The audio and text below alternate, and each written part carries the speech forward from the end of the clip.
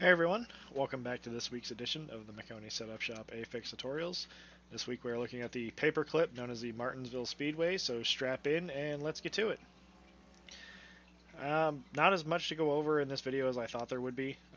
The cold tires are a bit of a pain. It does take a while to get some heat in the tires, but once you do get some heat in the tires, then you can, really go out and try to make some lap time. Qualifying, you're just going to want to scrub the tires and get as much heat in them as you can for your 2 laps. But you're just wrapping the curb. There's really not much to it. I still like the little bit of a diamond, but that's kind of what I've always done to get around this place. Shifting third to fourth. At no point in the run, no matter how much you slow down, are you ever just going to be in third gear. You're constantly going to be going back and forth between third and fourth gear. I feel like that pretty much gets through the early part of it because there's a lot of stuff that I want to get into technically. As you can see, like my lap times are going to continue to get a little bit faster until I finally hit that peak performance in the tire. Um, it's hard to drive it deep on cold tires. You're either going to lock the left front up or you're just going to slide up the racetrack. Um, so I chose to use this run here in particular because when you're racing at Martinsville, you never get to run 100%, especially off of a restart or when you're in traffic, right? You're backing the corners up a good amount. Going into turn one that lap, that was what can happen if you shift too soon. I got on the brakes and shifted about the same time, and you could see how the rear end kind of jumped out from me, and I missed the corner. I wanted to leave that in there because that can happen, so you got to be careful with that. Racing around here again, you're not really unless you have like clean track. It's hard to charge and attack these corners, right? Um, it's very much a rhythm racetrack. About 3/4 of the way down the straightaway, if that. I mean, you can see where I'm lifting. I wouldn't recommend driving it any deeper than this because, again, this is me with no traffic, so I can kind of abuse it. But the biggest thing I wanted to talk to you guys about with the braking, the way that I've always tried to get around here, I almost feel like I'm floating the car in, right? If I feel like I have to use a lot of brake, I immediately try to back the corner up. Um, I like to use a little more brake initially, and then as I'm getting in the corner, I like to get off the brake pedal, okay? But at no time do I want the car to feel like I'm over driving the corner by 20 miles an hour, all right? As I get off the brake pedal, I want the car to continue to rotate and turn, okay? And if you have too much brake, the car's not going to want to turn. If you're backing the corner up way too much, you're going to find that you're using a lot less brake getting into the corner, and that's also not a good thing, okay? It's got to be a healthy balance. I like to trail brake into these corners until I'm ready to just let the car roll and do its thing. And then at that point, essentially you're just waiting for the car to rotate and start pointing for like the exit, all right? And that's when you can try to get back on the gas. What's crazy to me is like with this tire, um, you can obviously use a lot more throttle than you once could.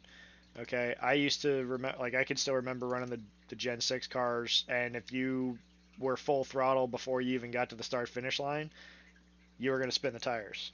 Okay, you can be a lot more aggressive. As the tires wear, it's going to be harder, obviously, to get on the gas. I hate this stupid thing. Okay, whatever, I'll just hide the laps. Um, I hate how big that is. Okay, anyway, you can see the, like my throttle inputs here. Uh, trying to let the car roll, and then it's a feel thing. Once you get back into it, you can see how much gas I have. That's really aggressive in my honest opinion. But again, I can do this because I'm not dealing with traffic. I don't have any other cars around me. In the race, I think you're gonna have to be a lot smoother. Okay.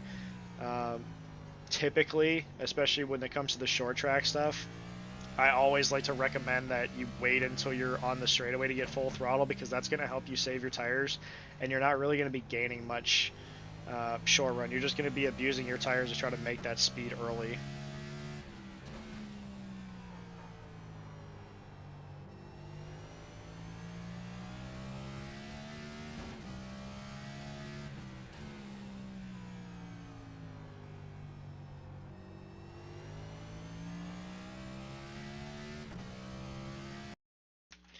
Okay, guys. Again, it almost feels a lot more simpler than it should be almost. It's kind of my opinion with this car. Since this next gen car has come out, tracks like Martinsville, even Richmond, I find have been a lot easier compared to the old car. You can be a lot more aggressive with it, but you still have to stay within reason. Okay, like I said, you can't be uh, charging the corner and slamming the brakes because eventually you're going to lock the left front up, or you're just not going to get the car to turn.